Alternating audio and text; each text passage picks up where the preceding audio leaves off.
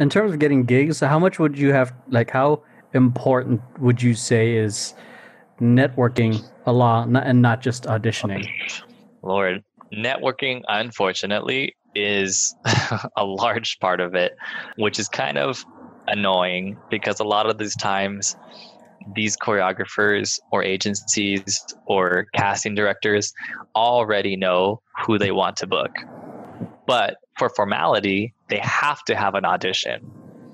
But that's what's the irritating part is that like I kind of got irritated auditioning for a lot of agencies because agencies, you'll be number one of like 500 people for the day, and then you see who they choose, and then they only chose like 3 Asian girls, and you're like, and they all look alike, and you're just like, clearly you were looking for an Asian girl that looked like this. So then why say you want anybody? Because you just wasted everybody's time. So I feel like that was definitely a thing when it comes to getting used to that aspect, but then also connections, because great dancers sometimes great dancers become great choreographers.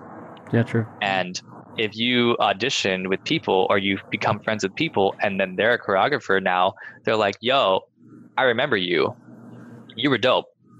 That's a lot of my jobs as I got older is because I knew the choreographer and they're just like, yo, you can totally keep up with us. Like, yeah, I'm booking you. Like you can come to the audition because we have to come to the audition, but I'm going to book you. So it came to things like that where it is who you know, not only casting directors, but like I said, people become bigger things, and it only takes one job to get started on something. True.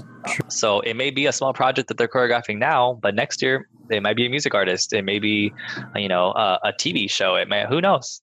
Yeah, I like that you said you need one yes, because it's like this. It's really just it's a numbers game. You're gonna get you can get 100 no's, but one yes could be, can be the thing that starts the momentum, or could be a life-changing thing. But this isn't like basketball where percentages matter. It's just or anything like that. In anything for success, it's like you just got to keep shooting your shot until you just make it, and then you get better, and then you get better, and then you get better. And then even when it comes to that too, like even if it's just one job, that's one job that you can put on your resume. Oh yeah. Because somebody may have like 10 jobs that are just kind of like, oh, I did, my street festival that's on my block and I did it 10 times, and you're just kind of like, okay. Or you can just say, yeah, or one time I worked with, Kylie Minogue, and they're like, oh, Kylie Minogue, oh, this guy's got to be good. Okay, let's see what he can do. Then your credibility is more when you have larger things under your belt on your resume. So what about pursuing dance or being a dancer surprises you the most? Surprises me the most. I can still do it. That surprises me a lot. my body, my joints. The fact that I can still do it, the fact that I'm still booking things, I'm like, really? Last year, or no, I would say actually, no, it wasn't last year. I think it was like 2.5 years ago. I booked a pop star, and my opposite was 19.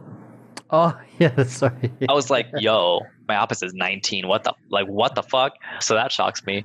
But then it also shocks me on how things change, styles change, dances change. Yeah. So like trends. Gotta hit that whoa. Yeah. Like what? I'm like, okay, so what's the whoa here? Okay. What is this? Is your choreography even relevant? Exactly. No, that's totally the thing. So you have to be relevant because, things change, times change, styles change. So are you going to change with it? Or if you're a really good dancer, then the things that you do are timeless. Because there's some old school videos that I watched from like 2005, 2006, and I'm like, that would smoke any performance that I see today. So it's like there's some dance things and styles that are just timeless, and that's when you can tell you're a real dancer, because